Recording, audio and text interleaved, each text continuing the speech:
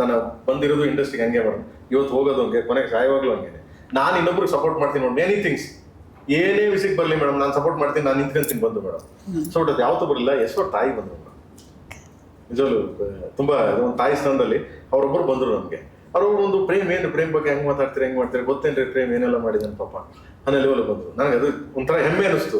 ಯಾಕಂದ್ರೆ ಒಂದು ತಾಯಿಯಾಗಿ ಅವ್ರು ನನ್ನ ಬಗ್ಗೆ ತಿಳ್ಕೊಂಡು, ನನ್ನ ಬಗ್ಗೆ ಎಷ್ಟು ಇದಿತ್ತು, ನನ್ನ ಮೇಲೆ ಅಭಿಮಾನನೋ ಪ್ರೀತಿನೋ ಅಥವಾ ಮಗನೋ ಗೊತ್ತಿಲ್ಲ, ಬಂದು ಇದು ಮಾಡೋದು. ಅದು ಬಿಟ್ಟರೆ ಯಾರಾದ್ರು ಒಬ್ಬರು ಬಂದ್ರೆ ಮೇಡಮ್.